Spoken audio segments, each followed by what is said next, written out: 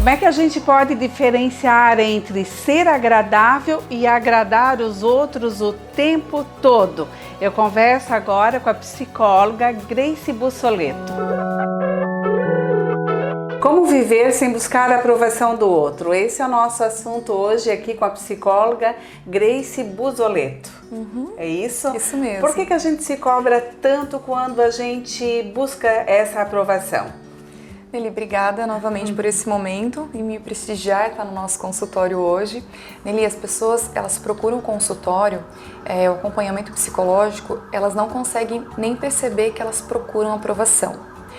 Então, quando elas chegam no consultório, elas estão cansadas, mas elas não sabem do que é esse cansaço, porque a aprovação nada mais é do que buscar pertencimento. Eu quero pertencer a um grupo, eu quero me sentir amada, querida, respeitada. E muitas vezes as pessoas entendem que para eu ser aceita, eu preciso ser meio camaleão, me adaptar. Sim. E tudo bem a gente fazer isso às vezes, para a gente ter um pertencimento. O problema é quando isso vira um comportamento compulsivo, de que sempre eu me adapto, sempre eu cedo, sempre eu faço pelos outros e me coloco no final da fila. Ô Grace, em que momento da nossa vida que surge isso? Ele é muito interessante porque as pessoas procuram isso na vida adulta, mas poucas sabem que isso começa na infância. A criança busca a aprovação dos pais, né? Eu tenho filhos pequenos, eles fazem uma brincadeira, eles fazem um desenho, eles te mostram esperando o teu reforço, teu elogio. E aí vem a questão dos pais, a responsabilidade da gente reforçar o amor incondicional, mesmo quando não aprove o comportamento dele. Porque senão vai dar aquela sensação. Isso é muito comum em quem busca aprovação, ser aquela pessoa extremamente obediente, muitas vezes permissiva, de não querer colocar a própria opinião, de não discordar do outro, de não criticar, porque ela entendeu na infância que ser obediente, fazer o que os outros esperam de mim, garante que eu seja amada. Grace, mas meu filho não pode ser obediente? Sim, nós ensinamos valores e princípios, mas a gente tem que mostrar que o amor é incondicional. Mesmo quando ele erra ou quando ele não me obedece como eu espero, e os pais esperam isso, que o amor incondicional prevaleça. Então começa na infância, continua na adolescência e aí vem a fase de buscar os grupos, as tribos, né? Novamente volta a busca por aprovação e pertencimento. E se isso não é trabalhado, se isso não é visto pelos pais ou até pelos educadores, essa pessoa vai construindo uma personalidade que busca aprovação. E aí isso vai acontecer no relacionamento conjugal, isso vai aparecer no trabalho, isso vai aparecer na faculdade, porque é um perfil de comportamento, é um perfil de funcionamento. A gente falou agora dos filhos, né? Então, se o filho, a mãe, não buscar já desde pequeno uma terapia para trabalhar isso, mais tarde ele vai ficar refém disso? Muitas vezes a mãe tem esse padrão de comportamento e o filho observa e reproduz. Ele entende que aquilo é a coisa certa a ser feita, né? Então, se isso não é quebrado ou trabalhado, como você propôs pela terapia, a pessoa fica refém. Refém do quê? Refém do elogio do outro, do agradecimento constante do outro, do que o outro possa me mostrar que eu estou no caminho certo. Qual é o perigo disso? Se eu fico refém da opinião e da aprovação dos outros, eu perco a minha essência e minha referência. Eu vou acabar cedendo ao que cada um exige de mim. E aí fica muito difícil você sustentar e dar conta. Fica cansativo demais. Exatamente essa expressão que os pacientes usam. Eu estou cansada de fazer tudo pelos outros e ninguém me observa, ninguém vê que eu estou cansada. Mas quem faz tudo pelo outro é porque ele está esperando algo em troca? Ou ele faz isso involuntário? Depende, Nelly, assim, muitas vezes é uma forma de se comportar, né? Então, assim, por exemplo, mãe, nós somos mães, né? Mãe faz com prazer, faz por amor, faz por necessidade do filho. Então, ali eu faço por necessidade, ele precisa do meu suporte. A questão é eu me perguntar, por que eu estou fazendo isso? Vou dar um exemplo bem simples. Por exemplo, você no teu trabalho de gravações e no meio do teu tempo, no meio da tua rotina, do teu planejamento, uma pessoa importante, uma pessoa querida te pede um favor. Só que se você aceitar esse favor que ela está te pedindo, vai atrapalhar toda a tua rotina.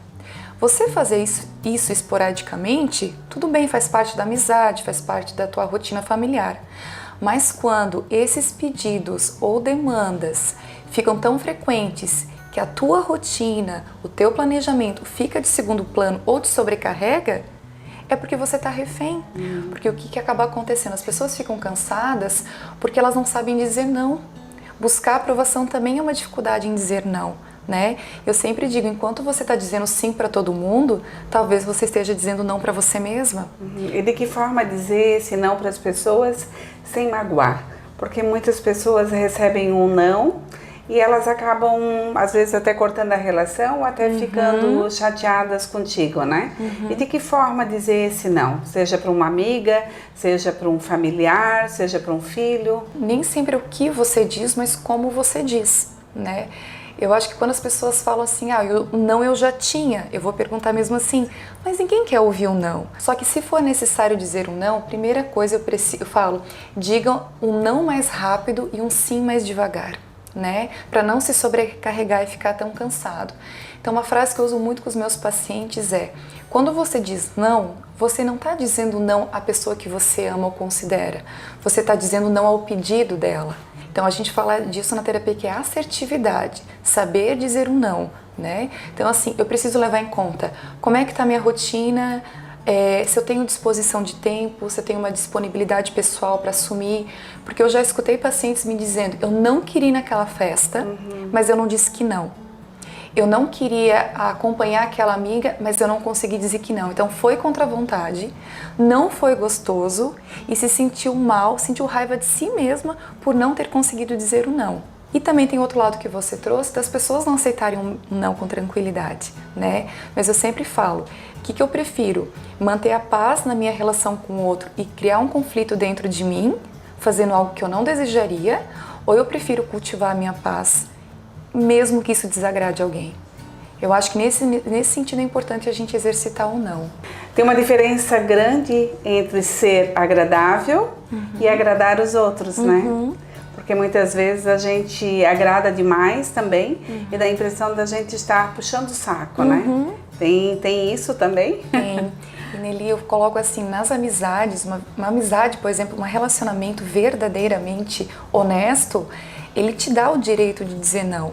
Ele te dá o direito de fazer uma crítica, né? A gente brinca assim, a amiga é aquela que te fala que tem batom no dente, né? Exatamente porque ela se importa com você.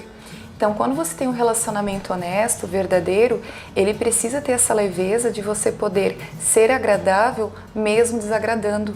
Então, como é que isso acontece? Se uma amiga me convida para um café, e naquele dia eu não estou bem, eu não estou disposta a ir, eu poder mostrar para ela o quanto aquele convite é agradável, o quanto ela foi generosa em me convidar, o quanto ela é importante na minha vida, mas naquele dia eu vou ter que dizer não. Se a gente parar para avaliar, aquela pessoa que diz sim para todo mundo, as pessoas abusam um pouco. Mas eu falo assim, o limite é a gente que coloca. Eu preciso entender qual é o meu valor.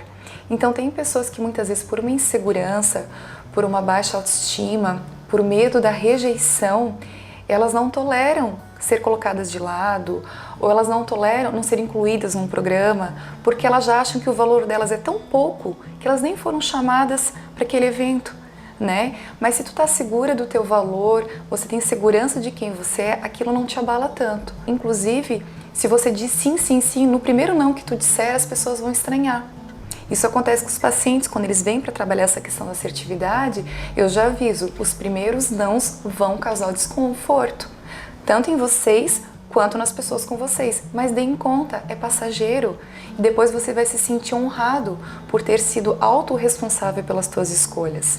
Olha, fiz uma consulta aqui hoje. Aprendi muita coisa, adorei. Bom, eu queria agora que você deixasse uma dica final então para as pessoas que estão nos ouvindo, que estão nos assistindo e que têm essa dificuldade, de repente, em dizer um não.